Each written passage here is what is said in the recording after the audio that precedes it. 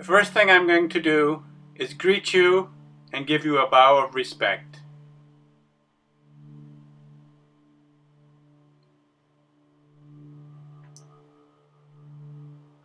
Then I'm going to go into what is called Wu Chi, or an empty stance. 50% of my weight is in each leg.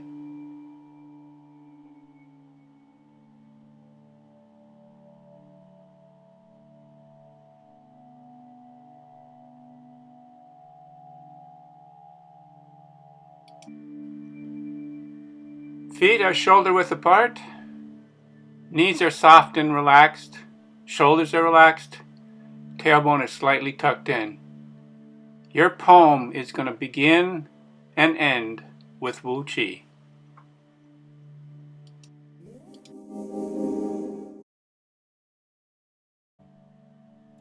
From Wu Chi I step forward, but it's an empty step. The weight is still on the back leg, and I go heel only for an empty step. Other side, heel, empty step, weights in the back. Then I go forward to the toe. It's still an empty step.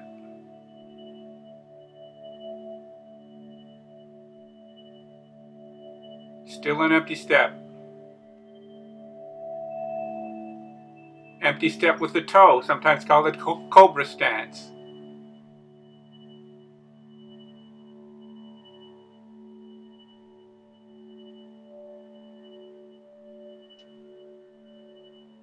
Stepping forward, transferring the weight. Now it's been a step and the weight has gone to the front.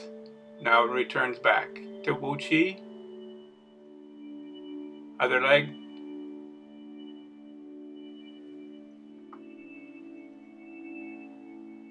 Attaching the hands, they're just going to hitchhike, take a ride with the body. I'm going to step forward, let the weight flow forward. Heel, toe, weight flows forward.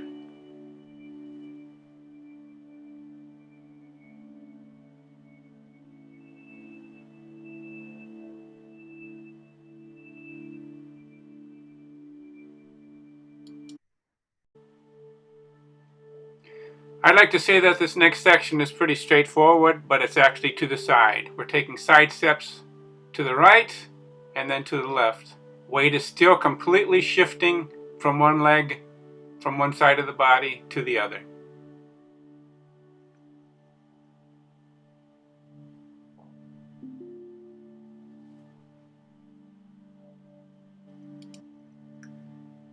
Stepping back is the same as going forward, only backwards. It's toe, heel.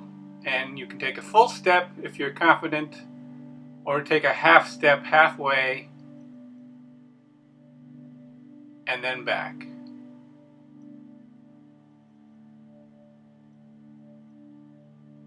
Halfway and then back.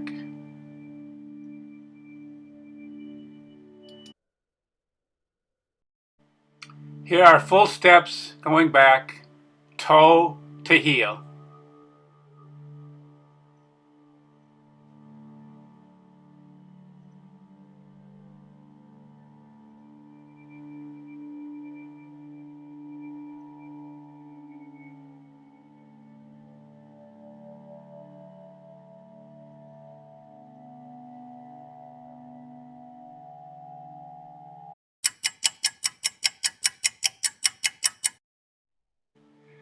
If you want to imagine you have a good old-fashioned clock surrounding you, here's a step forward diagonal to 1 o'clock.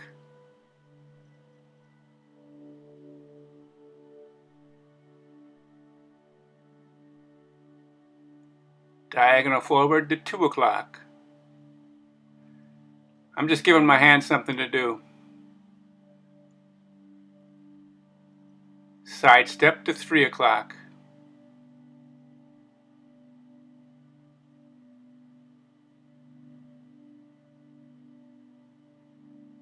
Diagonal back to 5 o'clock.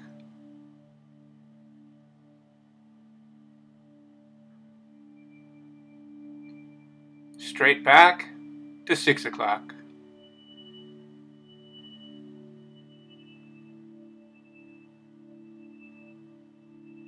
Diagonal back to 7 o'clock.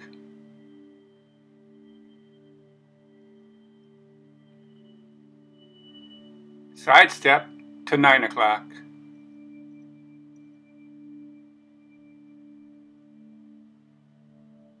Diagonal forward to 11 o'clock.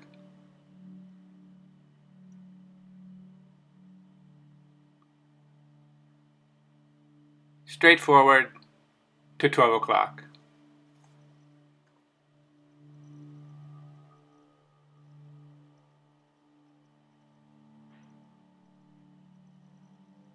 If someone were to tell you that 5 of the 13 universal postures of Tai Chi are standing still, walking forward, walking backward, sidestepping to the left and right, you probably would have laughed. Think of it as revisiting what you've been doing since you were 2 years old. Number 6, push. Here's a step forward. The hand's going to attach and hitch ride with the body. When the weight stops at the knees over the toes, the hands go forward, continue with the push. Hands drop and come back. They hitch a ride. Now my weight is forward to the point where it's not going any further. My hands continue to push. Hands drop.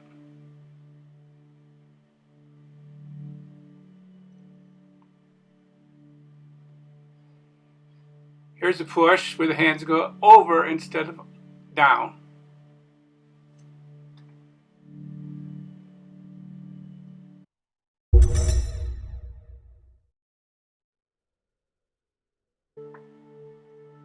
Ward off is exactly that. You are warding something off. It is a block. It is also called peng. The hand is raising and blocking. The forearm blocks.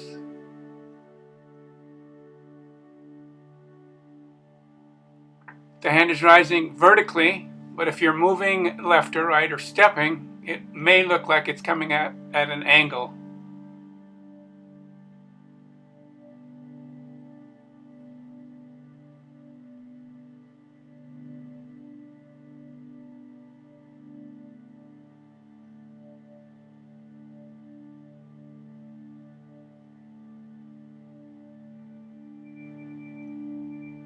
There are many applications for shoulders and elbows that are martial in nature. Rather than show you these, I'm going to go over 2 common openings that involve elbows and shoulder movement. Open and close hands. The elbows flare out.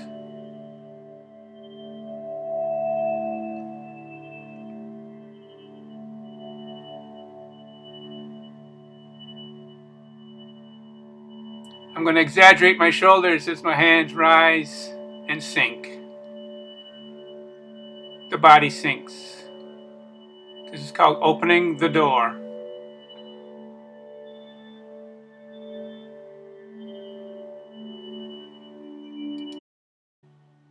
Okay, so I lied. Here is an elbow use that is in a martial application.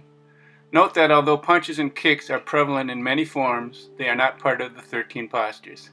Here the elbow strikes behind after a Shaolin punch.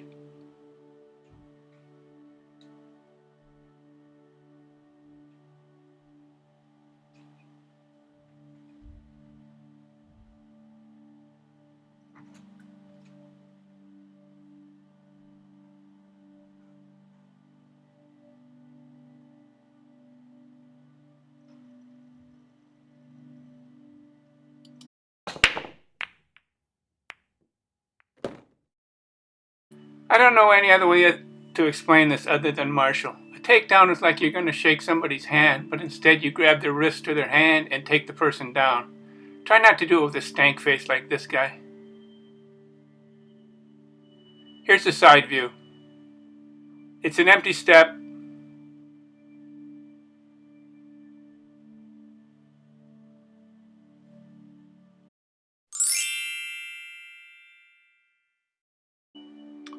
A press is a second cousin of the push, but only in resemblance, because the hands are not really pushing. One hand is acting more like a brace behind the front forearm. The posture is utilizing the shoulder and elbow. Think of it like you're trying to get through a crowd in an emergency. You're pressing ahead with shoulders and your whole body. Here I'm over-exaggerating the shoulder.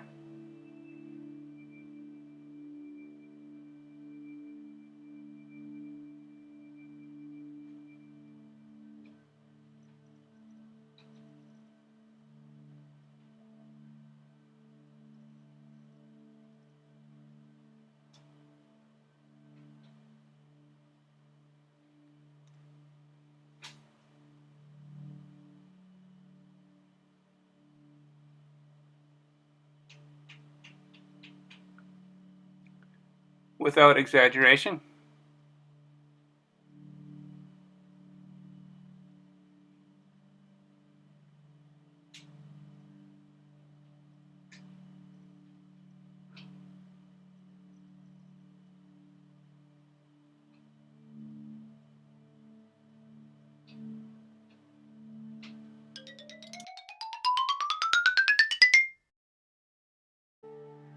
A rollback is similar to a takedown, only it uses both hands, but instead of grabbing or grasping another person, the hands guide the other person. Think of it like a big bad bull or a rabid rhino charging at you, and you step to the side and guide the brute past you like a mystical matador.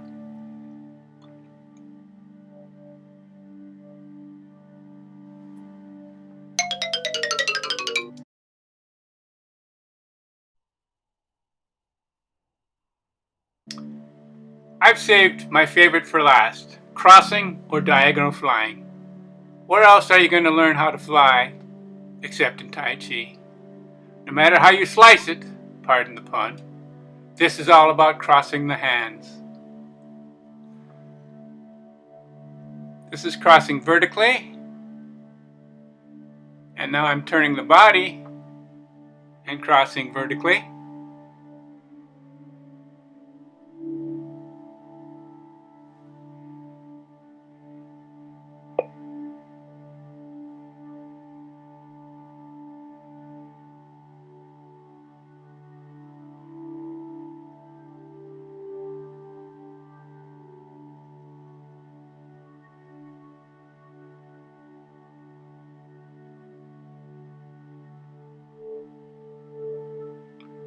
Crossing horizontally.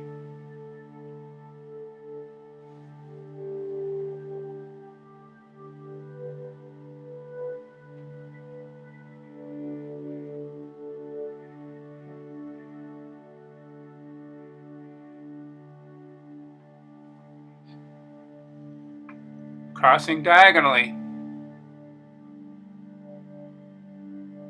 without moving the torso.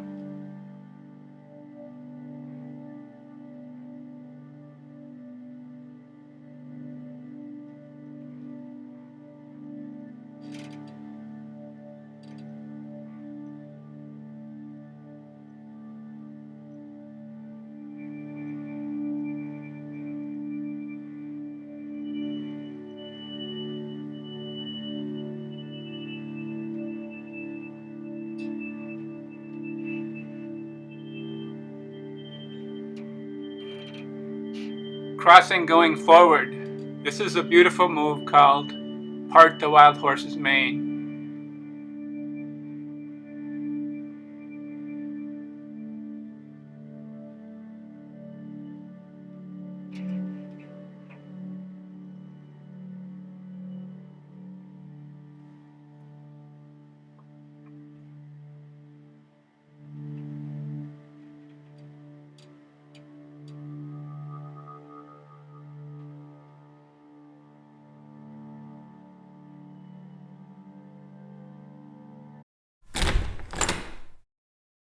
Much of Tai Chi is about multitasking and how a move can have 2, 3, or even more things happening at one time.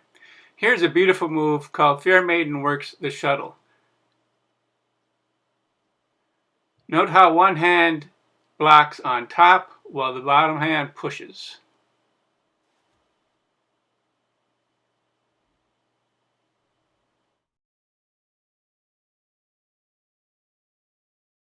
We're coming to the end of this poem about the 13 universal postures of Tai Chi. We started and we end with Wu Chi. Of course, the 5 major styles of Tai Chi interpret these 13 slightly differently. And if you're superstitious and don't like the number 13, you could throw in kicks and punches and call it the fundamental 15. I hope you enjoyed it.